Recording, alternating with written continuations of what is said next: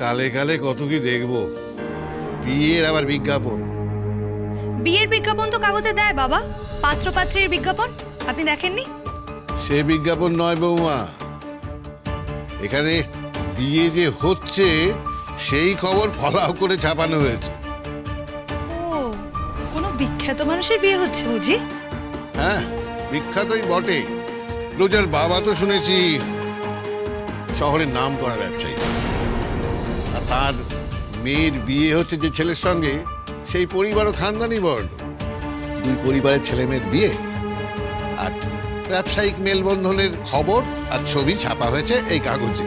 ও মা, রোজার বিয়ের বিজ্ঞাপন ছাপিয়েছে কাগজে? তাই নাকি? কিন্তু বিয়ের আগে বিয়ের ছবি ছাপালো কি করে? ও মেজদি, বিয়ের ছবি ছাপায়নি তো, বিয়ে যে হবে তার বিজ্ঞাপন ছাপিয়েছে। মেজো কাকি, হাতে এমন অফুরন্ত টাকা থাকলে এসব অনেক কিছুই করা সম্ভব। শুনেছি বড় বড় বাড়িতে নাকি ছেলে মেয়েদের বিয়েটাকে বিয়ে হিসেবে ধরা হয় না, ধরা হয় একটা ব্যবসায়িক চুক্তি হিসেবে। মানে মানে মানে ধরো, এই যেমন সৌর্য আর রোজার বিয়ে হচ্ছে, তাতে দুই কোম্পানিরই ব্যবসার প্রচার বাড়বে, আর প্রচার বাড়লেই লাভ বাড়বে। তার উপর যদি দুটো কোম্পানি একসঙ্গে ব্যবসা করে তাহলে তো আরও লাভ। আর ঠিক সেই জন্যই এই বিয়ের খবরটাকে এত বড় করে খবরের কাগজের মাধ্যমে সবাইকে জানানো হচ্ছে। বাবা, এত কিছু হয় বুঝি? এসব তো জানা ছিল না। দাদা, একটু কাগজটা দেখবো? ছোট দেখতে। হ্যাঁ, না না না, আমার পড়া হয়ে গেছে।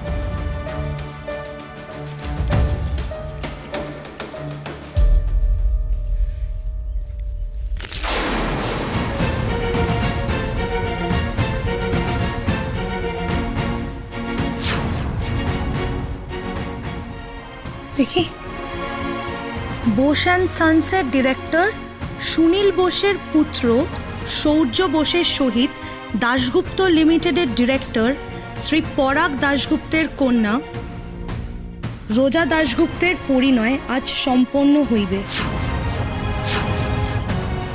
আপনাদের সকলের আশীর্বাদ একান্ত কাম্য। শুভ বিবাহ। কি হাস্যকর ব্যাপার না? কেউ কারোর বিয়ের খবর এরকম কাগজে ছাপায় নাকি? তোমার কাছে যেটা হাস্যকর লাগছে সেটা হয়তো ওদের কাছে নিজেদের আভিজাত্য দেখানো। এই রূপাই, তুই জানতিস বিজ্ঞাপন বেরিয়েছে? এসে এই কাগজটা যে ছিনিয়ে নিলি? এইসব খবর কি আর চাপা থাকে মা? সকালে সবাই এই কাগজটা দেখেছে। একটু আগেই অর্ক আমাকে ফোন করে জানালো। ও নিজে জেনেছে ঠিক আছে, কিন্তু তোকে ফোন করে জানানোর কি দরকার ছিল? আহা, সে হয়তো খবরটা পড়ে একটু উত্তেজিত হয়ে জেঠুমনিকে খবরটা জানিয়েছে। তার এবার দোষ কোথায় বলো? রোজা এই বাড়িতে এসেছে, জেঠুমনির ভালো বন্ধু। আর তাছাড়া এই খবরটা নিশ্চয়ই ইউনিভার্সিটি সবাই জানে।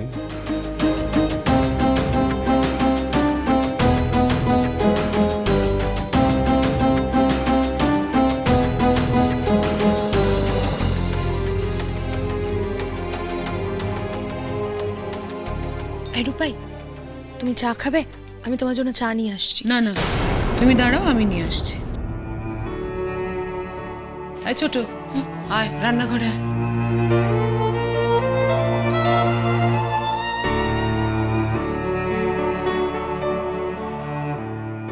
বুঝতে পারছি, খবরটা দেখে তোর খুব খারাপ লাগছে, কিন্তু কি করবি বল? সবার ভাগ্যে তো সবকিছু থাকে না। রোজা স্ত্রী হিসেবে তোর ভাগ্যে ছিল না, তাতে কি হয়েছে? বন্ধু হিসেবে তো আছে। দেখো, বলা যতটা সহজ, কাজে করা ততটা সহজ নয়। একদিনেই সবকিছু ভুলে এরকম বন্ধুত্ব করে নেওয়া যায় নাকি?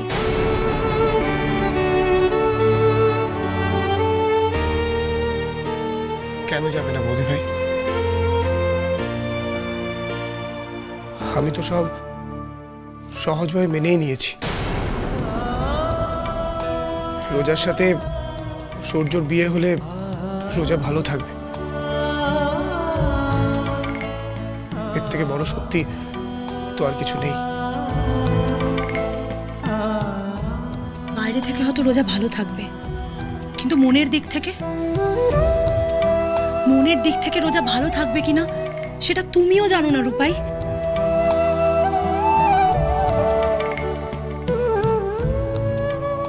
ভালো থাকাটা একটা অভ্যেস, আর রোজারও আস্তে আস্তে সেই অভ্যেসটা হয়ে যাবে। আর তুই ভালো থাকবি? দেখ, আমরা সবাই জানি যে রোজা পরিবারের চাপে পড়ে বিয়েটা করতে রাজি হয়েছে, আর তুই বাধ্য হয়ে মেনে নিয়েছিস। কিন্তু নিজের মনকে কি বোঝাতে পেরেছিস? যদি পারতিস তাহলে খবরটা দেখার পর তোর মুখটা এভাবে শুকিয়ে যেত না। ঋতুমণি, ছেলেমেয়েরা বড় হয়ে গেলে তাদের ব্যক্তিগত ব্যাপারে মতামত না দেওয়াটাই আমি ঠিক মনে করি।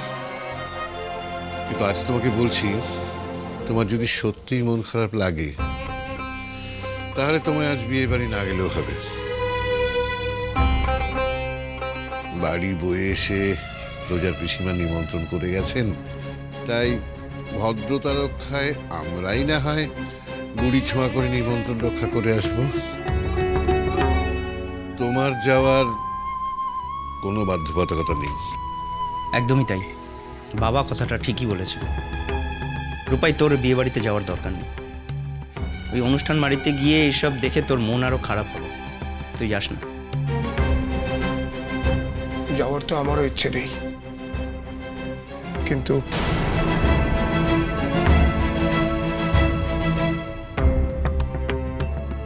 বরযাত্রী হিসেবে এই বিয়েতে তুমি আমার সাথে থাকছো। ডান?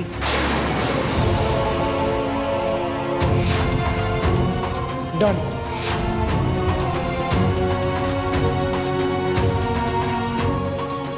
কিন্তু কি?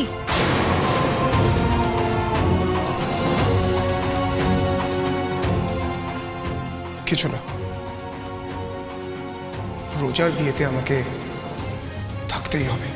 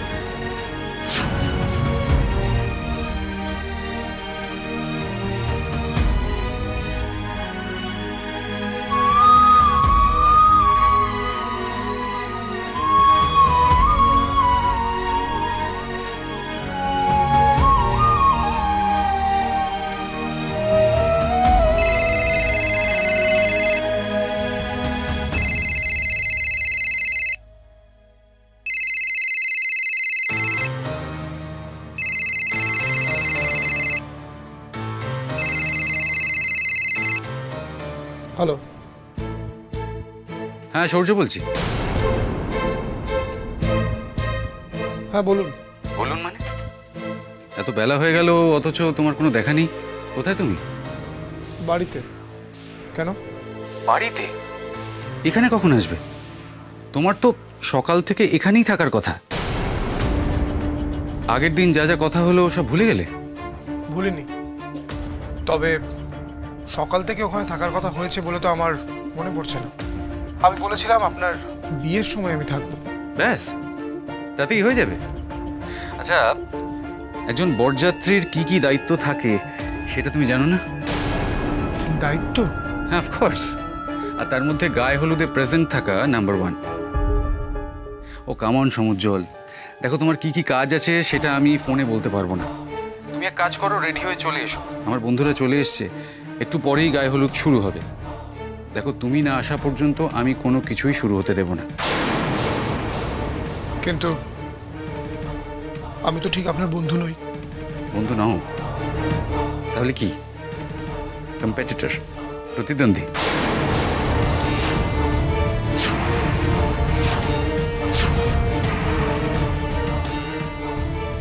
তাও না। দেখো সমুজ্জ্বল, তুমি আমার উড বি ওয়াইফের বন্ধু, সুতরাং তুমি আমারও বন্ধু। অ্যাটলিস্ট আমি তোমাকে সেই হিসেবেই অ্যাকসেপ্ট করে নিয়েছি। সেই জন্য আর কথা না বাড়িয়ে তাড়াতাড়ি রেডি হও আর চলে এসো। সূর্য, আমি সন্ধেবেলা আপনার বিয়েতে উপস্থিত থাকব। সকালে যাওয়ার জন্য প্লিজ আমাকে জোর করবেন না। ও বুঝেছি। অ্যাকচুয়ালি তুমি রোজার বিয়ের শখটা এখনো কাটিয়ে উঠতে পারোনি। এই যে আমার গায়ে হলুদ হবে সেটা তুমি দেখবে, তোমার হয়তো আফসোস হবে যে আমার জায়গায় তুমি নেই কেন, তাই তো?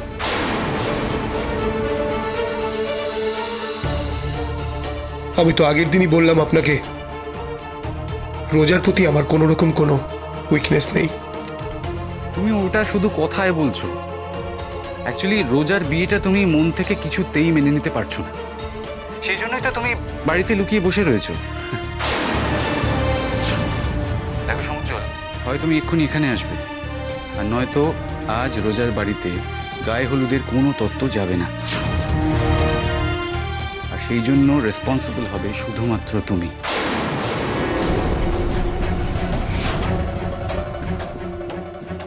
এবার তুমি ডিসাইড করো তুমি কি করবে। আপনি কিন্তু আমাকে এইভাবে ইমোশনাল ব্ল্যাকমেল করতে পারেন না। অফকোর্স পারি। দেখো সমুজ্জ্বল, সত্যিটা ফেস করার মতো মনের জোর তোমার রয়েছে কিনা সেটা আমি দেখতে চাই।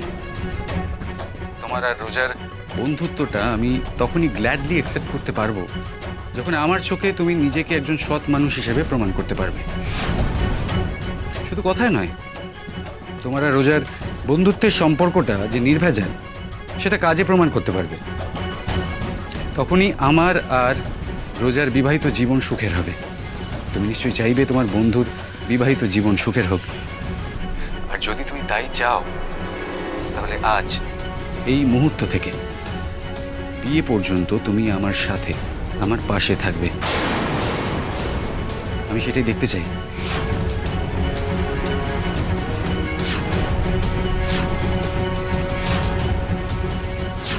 বেশ, আমি আসছি। That's like a good boy. ঠিক আছে, চট করে রেডি হয়ে চলে এসো। আমি কিন্তু তোমার জন্য অপেক্ষায় থাকবো।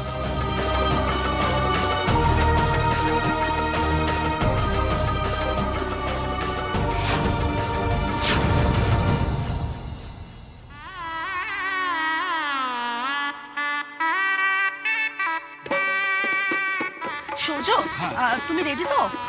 দেখো, গায়ে হলুদের অনুষ্ঠান যদি এবার শুরু না করতে পারি না, ওদেরকে তত্ত্ব নিয়ে যেতে ভীষণ দেরি হয়ে যাবে। আর সন্ধে পড়তে না পড়তে কিন্তু লগ্ন।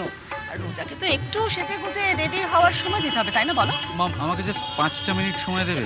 আমার একজন স্পেশাল ফ্রেন্ড আসবে বলেছে, আমি তার জন্যই ওয়েট করছি। Special friend?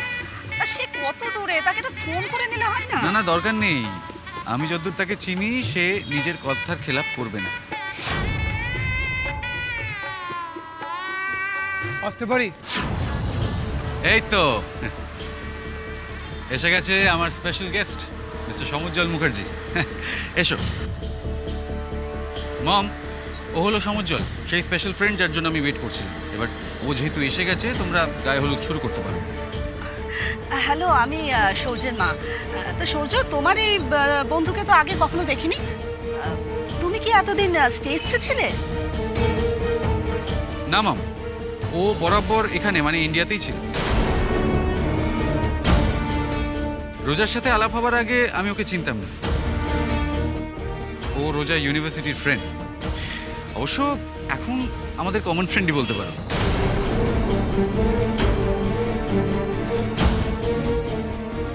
সূর্য, একটু এদিকে এসো তো, তোমার সঙ্গে একটু কথা আছে। এসো। Excuse me. রোজার ইউনিভার্সিটির ফ্রেন্ড মানে? মানে ওই বকাটে ছেলেটা যে রোজাকে এতদিন ডিস্টার্ব করছিল? কারেক্ট, এই সে। আর তুমি তাকে এই বিয়েতে ডেকেছো? আচ্ছা, তোমার কি মাথাটা ঠিক আছে নাকি? মম, আমার মাথা মন সব ঠিক আছে। সেই জন্যই তো সমুজ্জ্বলকে রোজার থেকে সরিয়ে আমি নিজের বেস্ট ফ্রেন্ড করে নিয়েছি। দেখো, সব ভেবে চিন্তেই আমি এই প্ল্যানটা করেছি। সমুজ্জ্বল যদি আমার বিয়েতে আমার সাথে থাকে তাহলে ওর উপর নজর রাখাটা সহজ হবে। রোজাও সব দিক দিয়ে সেফ থাকবে, আর ওকে নিয়ে আমাদের কোনো রকম কোনো টেনশন করতে হবে না। কিন্তু ওই ছেলেটা যদি এখানে কোনো ঝামেলা বাঁধায় তাহলে? করবে না, ডোন্ট ওয়ারি। তবে হ্যাঁ শোনো, সমুজ্জ্বল কিন্তু শুধুমাত্র আমার রিকোয়েস্টে আমার স্পেশাল গেস্টও এখানে এসছে, সুতরাং ওর আপ্যায়নে যাতে কোনো ত্রুটি না হয় সেটা দেখার দায়িত্ব কিন্তু তোমার। হ্যাঁ, কিন্তু সেটা ডিপেন্ড করবে ও এখানে নিজেকে কতটা ভদ্রভাবে রাখতে পারছে তার উপরে। তোমার পাকা দেখার সময় কিভাবে ডেসপারেটলি ঢুকে এসেছিল মনে নেই তোমার? কি বিশ্বাস করাটা ঠিক হচ্ছে কিনা আমি জানি না সূর্য। মম, কিচ্ছু হবে না, আমি গ্যারেন্টি দিচ্ছি। ঠিক আছে, এবার যাওয়া যাক। হ্যাঁ, চলো গায়ে হলুদটা শুরু করি, এসো।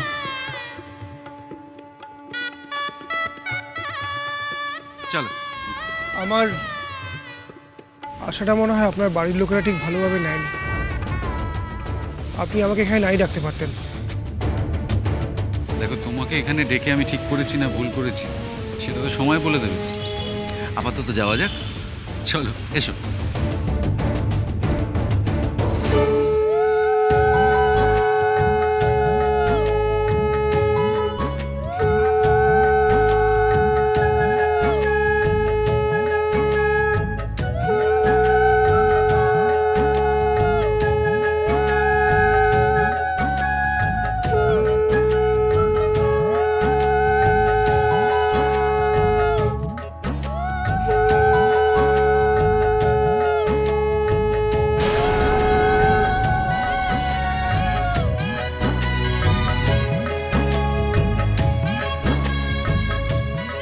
শুধু কপালে টিপ পড়ালে চলবে না মাইমা, আজ কিন্তু আমরা আপনার ছেলেকে হলুদ মাখিয়ে ভূত করে দেব।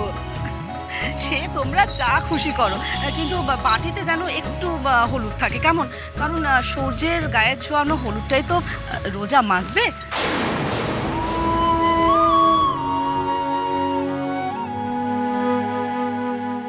বলছি, বাঙালি বিয়ের নিয়মটা জানা আছে তো?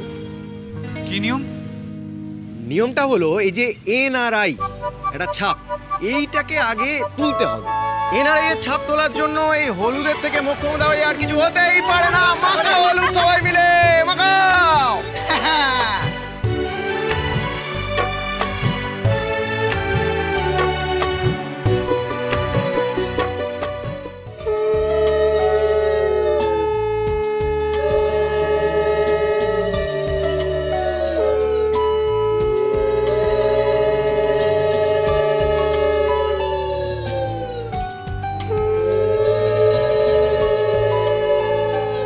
বৌমনি, তুমি কি গায়ে হলুদ শুরু করে দিলে নাকি? ওদের বাড়ি থেকে তো এখনো হলুদ আসেনি। কি করব বলো, এত বেলা হয়ে গেল এখনো তো হলুদ এলো না। আমি ভাবলাম আগে আমাদের হলুদ দিয়ে নিয়ম রক্ষাটুকু করে আগে স্নানটা করিয়ে নিই, তারপর না হয় ওই বাড়ির হলুদ এলে একটু কপালে ছুঁয়ে দেওয়া যাবে। মেয়েটাকে তো সাজতে বসতে হবে একটু পরে, ভীষণ দেরি হয়ে যাচ্ছে বলো। আচ্ছা, ওই নিয়ম কিন্তু বরের ছোঁয়ানো হলুদ দিয়েই মেয়েকে বরণ করা। তুমি এসব মানো না জানি, কিন্তু স্বাস্থ্য মতে যখন বিয়ে হচ্ছে তখন সব নিয়ম পালন করাই ভালো। হাজার হোক মেয়ের মঙ্গল অমঙ্গল বলেও তো একটা ব্যাপার আছে। আমিও তো একথাই বলছিলাম বৌদিকে, গায়ে হলুদ হয়ে যাওয়া মানেই তো বিয়ের দিকে এক ধাপ এগিয়ে যাওয়া। মেয়ের কথা ভেবে এইটুকু না হয় অপেক্ষা করাই গেল।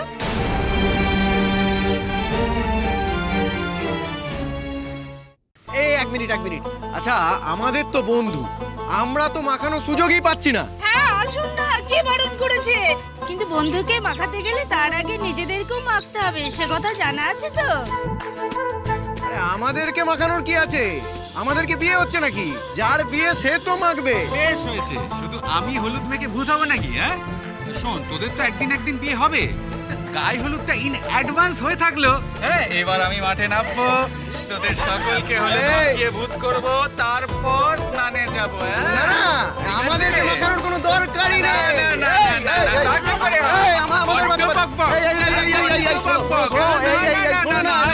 হতে পারে না।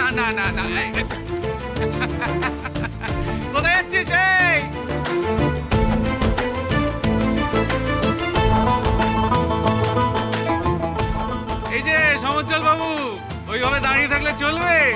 হলুদ মাখতে হবে তো। হ্যাঁ, এই যে